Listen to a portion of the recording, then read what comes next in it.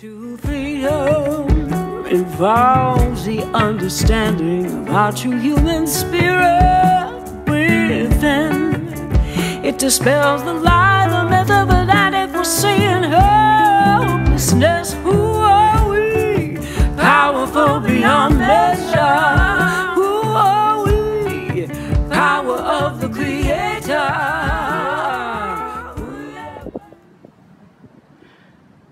Hello, I am Jana Kyriakou and I'm greeting you from Prague, Czech Republic.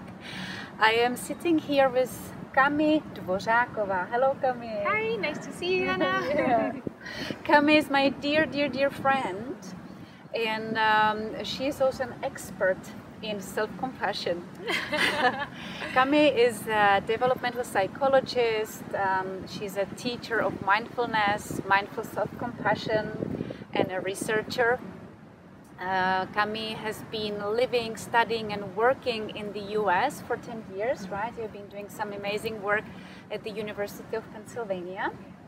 And then about 3 years ago, 2-3 years ago, you moved back to Czech Republic. You have been working with the Charles University in Prague and the National Institute for Mental Health. Her expertise and passion, I would like to say, yes, is bringing social emotional learning to children, youth, but not only that, maybe if you want you can tell us a little bit more about your work and your passion. Yes, well, I have many passions, and it's definitely a great pleasure for me to be sharing mindfulness and self-compassion with people, just in general, so that I could bring and contribute, to the well-being of our world.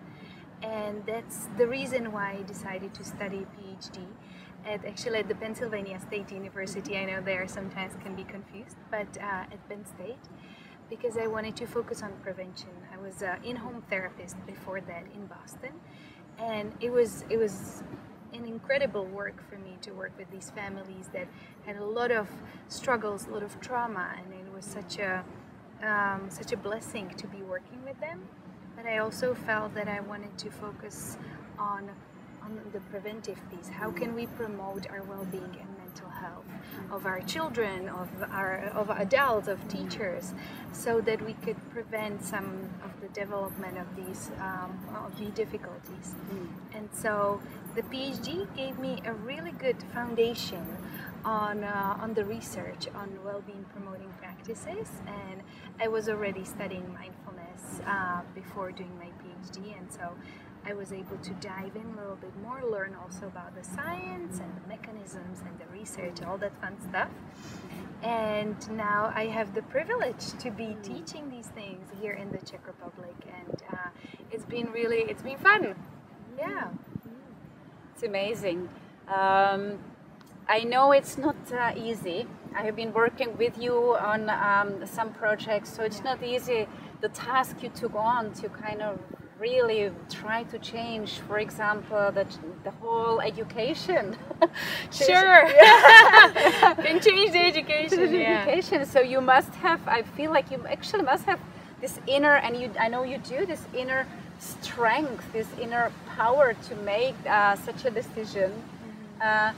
But to make such a decision, did you actually need to use some self-compassion yourself for it? Of course, yes. I think you're touching on an important topic of, even when the way you say it, or the way I was seeing it, like changing the educational system. That's a big task, and I think I see it now more as really just planting seeds here and there.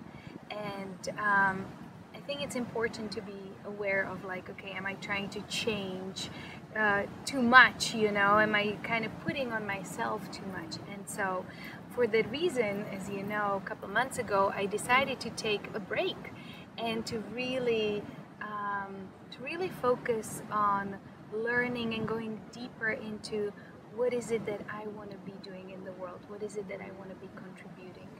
And the part of self-compassion has been really one of these foundational tools for me, how I can take care of myself in a meaningful way, and how I can also then bring my own well-being, you know, into the world and into people's lives. So I feel that just recently I actually had this kind of clear vision that the three things that has helped me so much in terms of bringing more joy into my life has been mindfulness, was the foundation of being aware, self-compassion, and also nonviolent communication. These three components I feel that allow me to just enjoy what is in my life, you know, all the goodness that's already present, including you.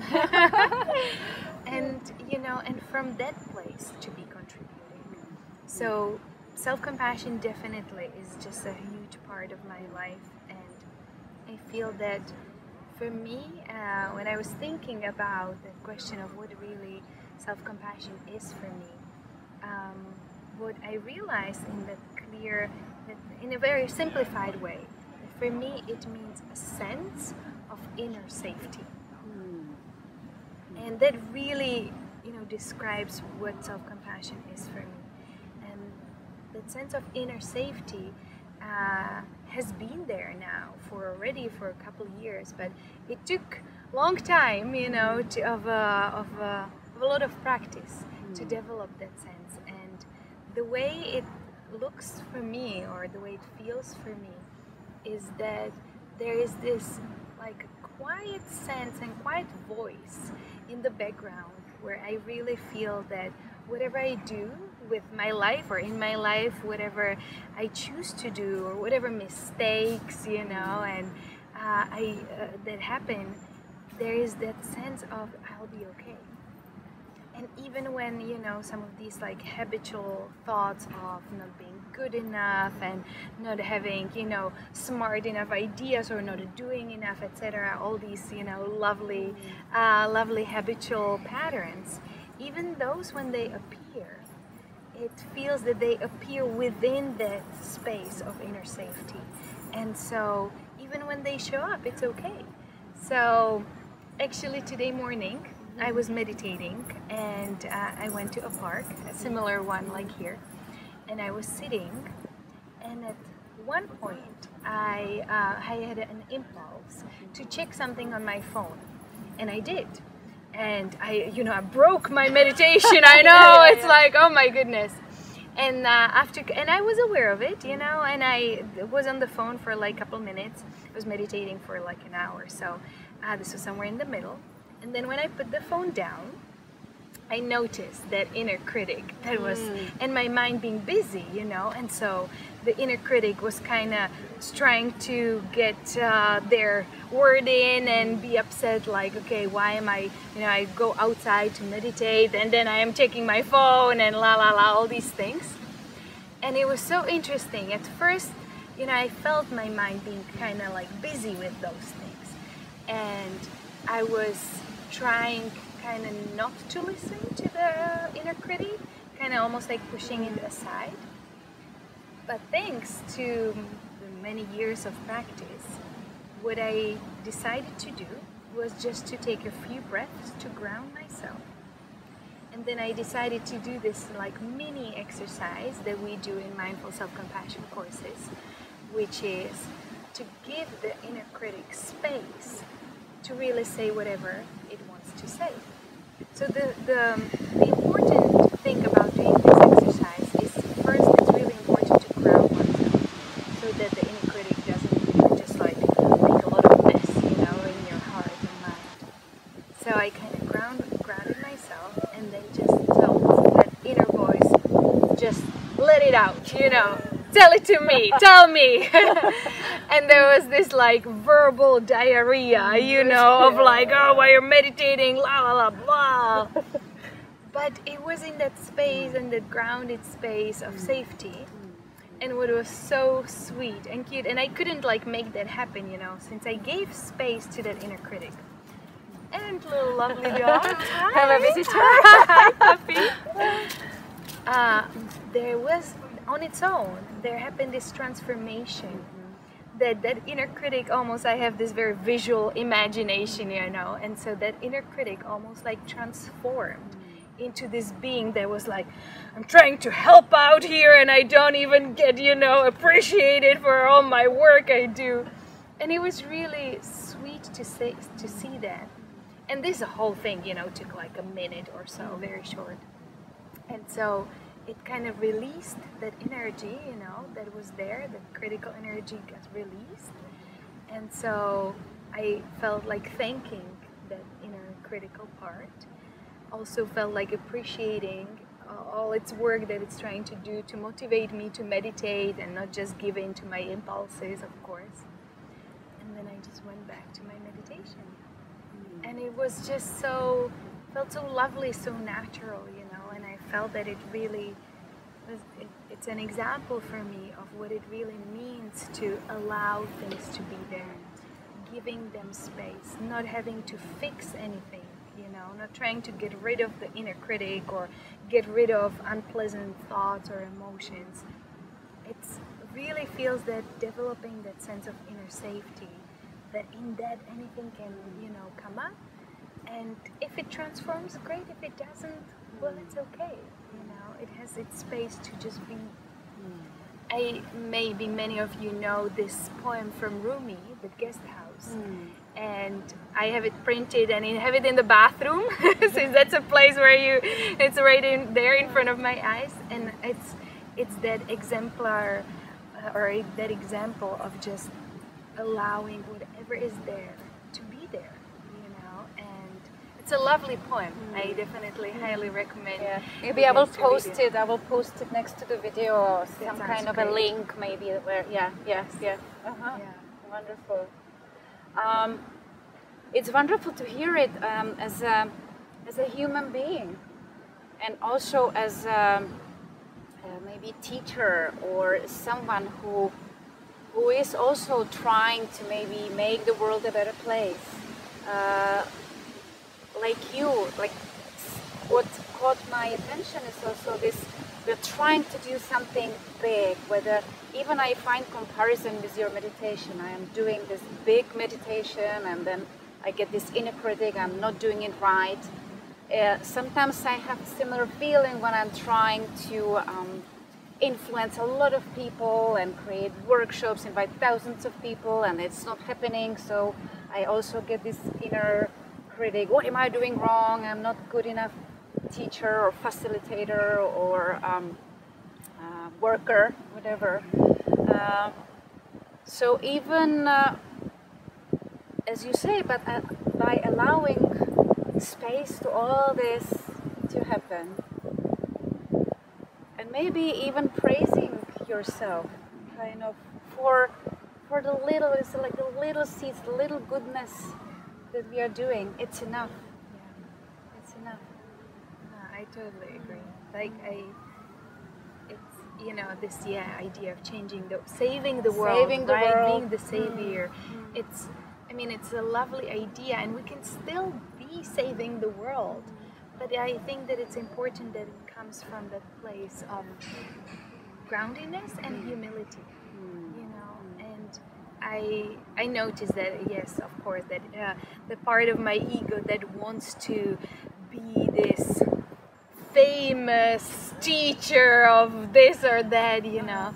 And it's just, it's so interesting that when I do things from that place, then there's much more anxiety, much more, you know, fear and worries, because there's this idea of how I should be versus the human being I am. And I, as I was mentioning to you before, you know, today when I was walking to take a train, there was a man collecting chestnuts that are falling from the trees, and because I left my house early enough, you know, I had enough time, and I was present, I was there. I smiled at him, we talked, we exchanged a few sentences, and I feel those are the moments, those moments of connection. I know myself that I forget that it's not just about teaching these huge courses and changing the whole educational system, but these like interactions between human beings, you know, these interactions that I'm part of. That's where The gold is, you know, that's where the magic can happen. And it is a constant reminder, of course, you know, because there's just so much pressure, and I feel that too, of like producing and creating and even on I did the Camino de Santiago the last 2 months, and even there, like, how many kilometers did you walk, you know, and where did you start, and it's all this, and it's okay to notice that. But when you notice that, the question for me is then, do I want to? Do I want to go in this direction, you know? Do I want to be preparing myself and always having this kind of whip for, like, I have to do more?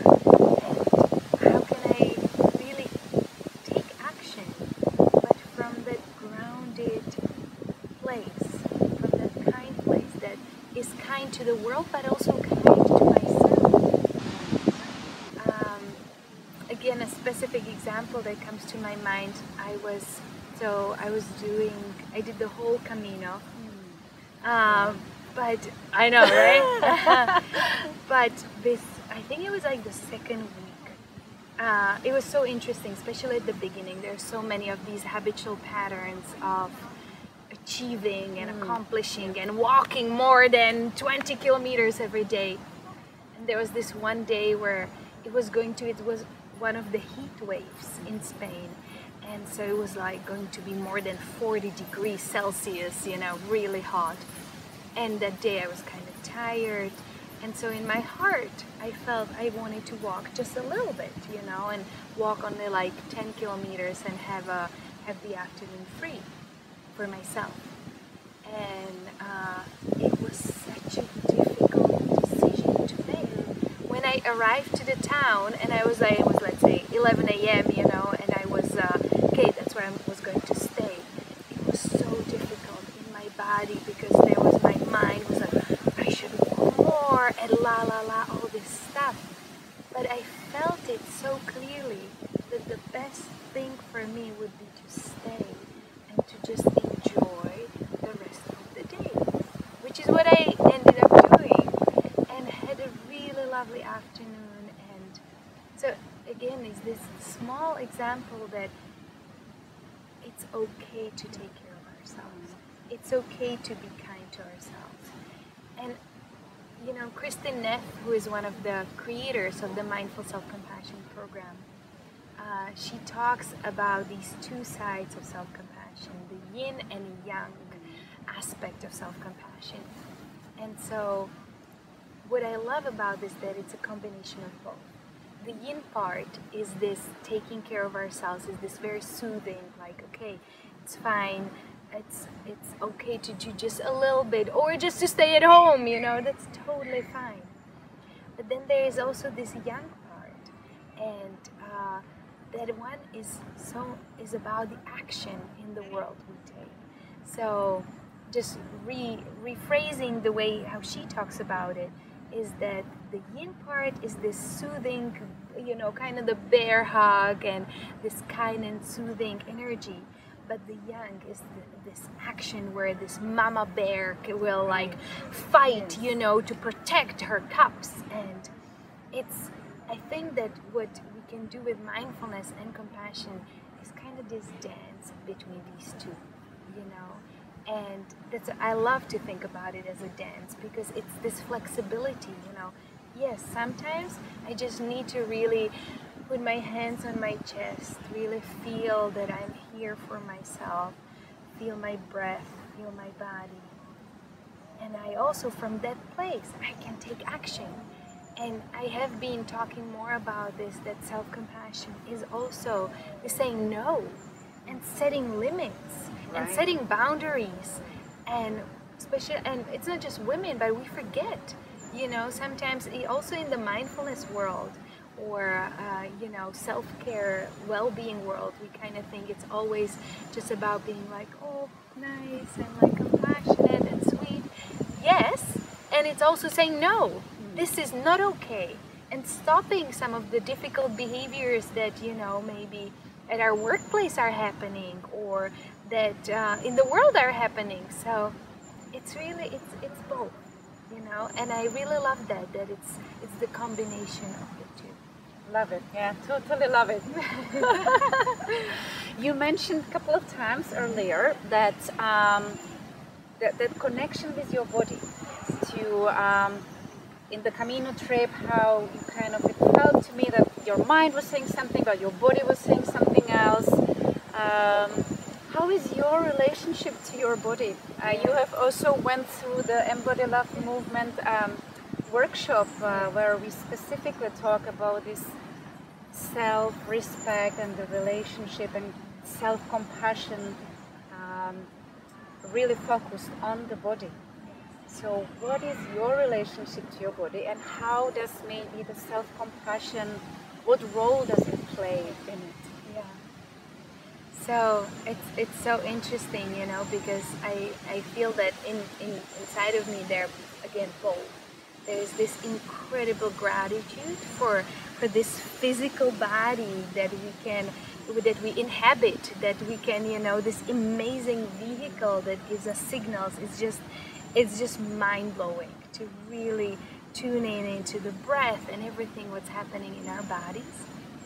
And there is then also the psychological part, where I grew up in a household where the body was being shamed in some ways, you know, and the idea of being slim and thin, you know, that's the good way, right? And it's actually with self-compassion, full and complete acceptance of my body is the hardest part. It's the hardest part, because it seems that it's not only, you know, the way I grew up, but we're surrounded by that, as we all know. And so going through your workshop was just really lovely, because I remember that something really clicked in me, where I felt that pride of my physical self, and feeling that, you know what, I'll wear whatever I want, and, you know, it doesn't matter if my skirt is too short or too tight or whatever. And I remember it was really at your workshop that it clicked, you know. And so I feel, for me, where I am right now, it's not so much about my body shape or, you know, thinness, bigness, all these things, but it's really more about physical strength and practice. So practicing physical strength, which for me, it will mean something different for everyone. You know, I always knew about the mind-body connection, but I never really realized that a sense of physical strength, even if that means, you know, just walking for 5 minutes outside and developing my physical strength in that way, but that's really the foundation for my mental and emotional strength.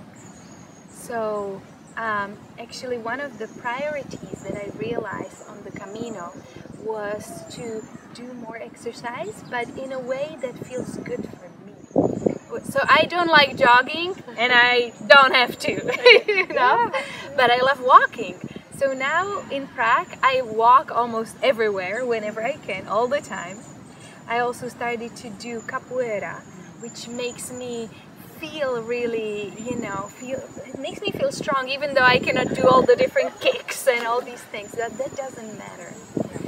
So really finding some physical activity that makes me happy, and that's how I am developing, or that's the process of developing physical strength. And for me, it really gives that foundation for that mental and emotional balance and stability.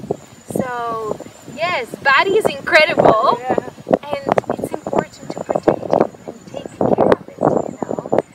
And it's just such a blessing to be here, to be alive, you know, and play. Yeah, I love playing. Yeah. So Kami, would you maybe share with us one simple practice, exercise, however you want to call it?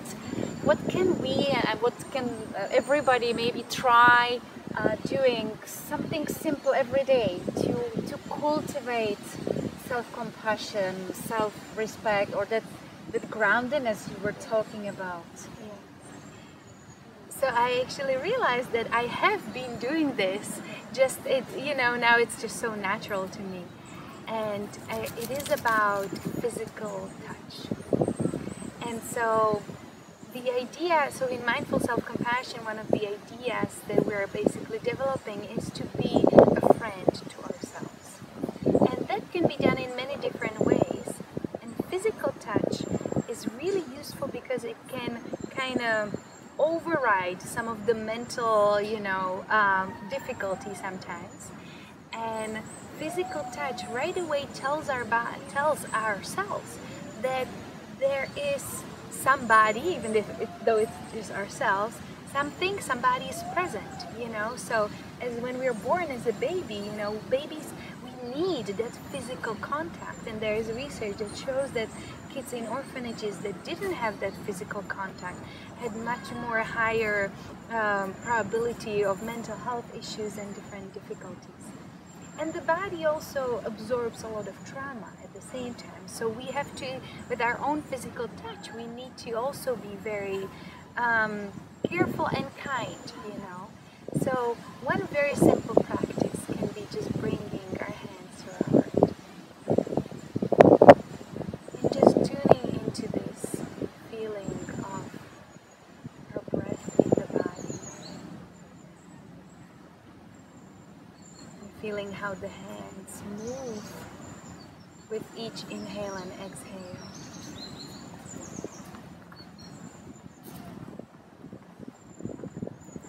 And the contact of our hands and our chest can really just be that reminder that we are physically and emotionally present with ourselves, that we can be.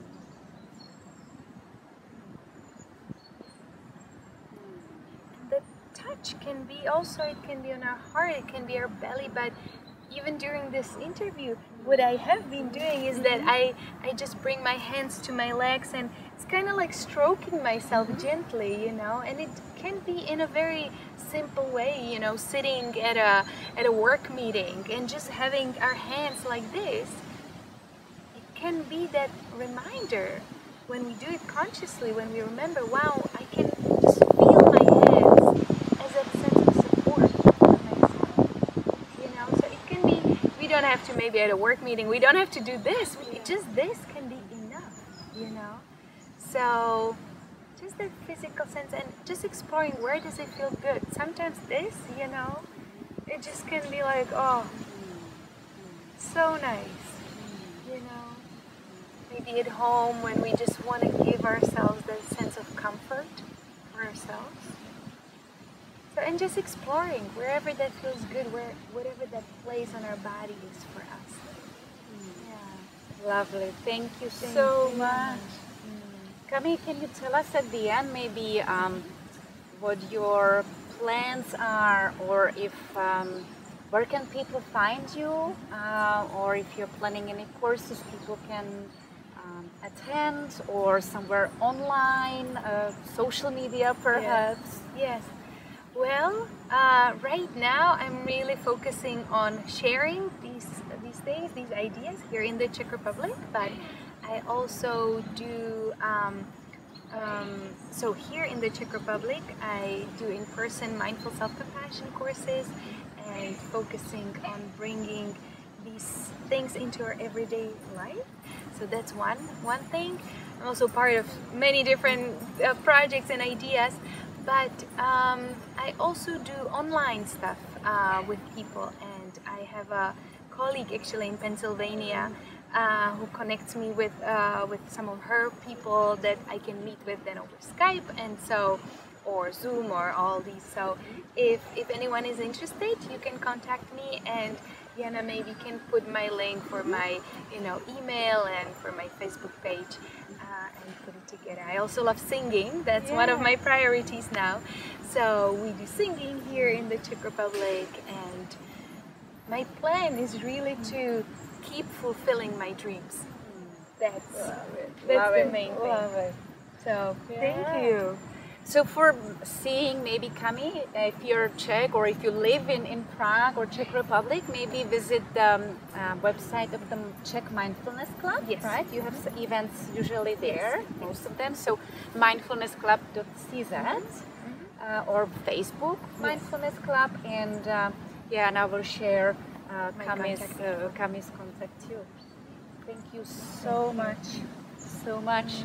Thank you, and yeah, love yourselves.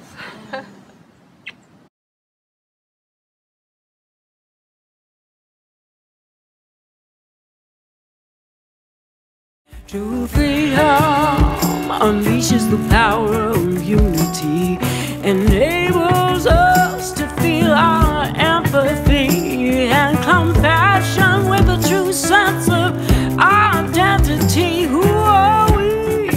Powerful beyond measure.